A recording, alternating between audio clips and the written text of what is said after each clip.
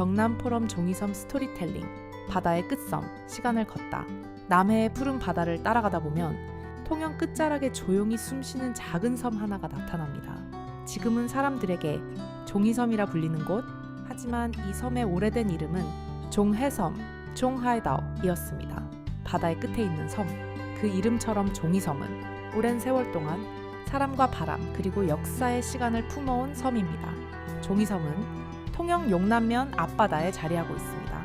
건너량 해협과 마주한 이곳은 예로부터 통영과 거제, 부산과 진해를 잇는 중요한 바닷길의 중심이었습니다. 작은 섬이지만 그 안에는 수백 년 동안 이어진 삶의 흔적과 바다의 기억이 남아 있습니다. 그리고 이 작은 섬은 이순신 장군의 난중일기 속에도 등장합니다. 1594년 갑오년 3월, 이순신 장군은 왜군을 치기 위해 수군을 이끌고 이동하던 중 지도에 이르러 밤을 보냈다고 기록합니다. 지금의 종이섬. 다음 날 새벽, 조선 수군은 출정했고 당항포 전투에서 왜군을 크게 무찔렀습니다.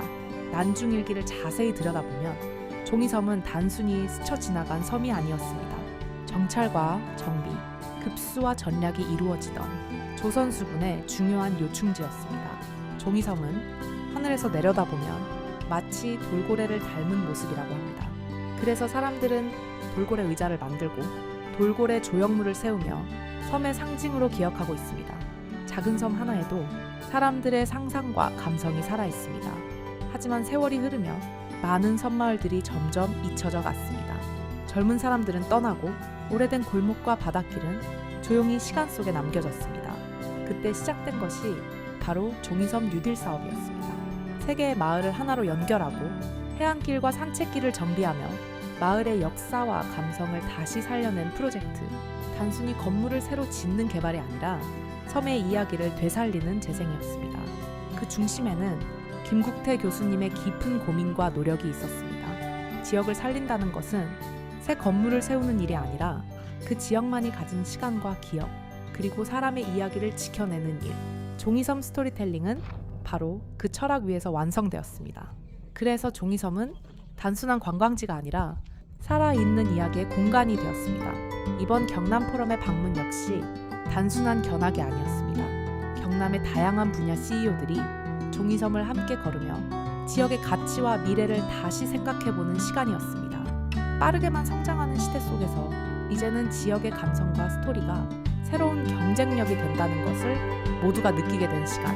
경남포럼은 종이섬에서 단순한 풍경이 아니라 지역의 가능성을 바라보고 있었습니다. 오래된 열리목은 서로 다른 두 나무가 세월 속에서 하나가 된 모습입니다. 종이섬도 그렇습니다. 역사와 현재, 사람과 자연, 과거와 미래가 한 곳에서 서로를 끌어안고 살아갑니다. 그래서 종이섬을 걷다 보면 어느 순간 마음이 조용해집니다.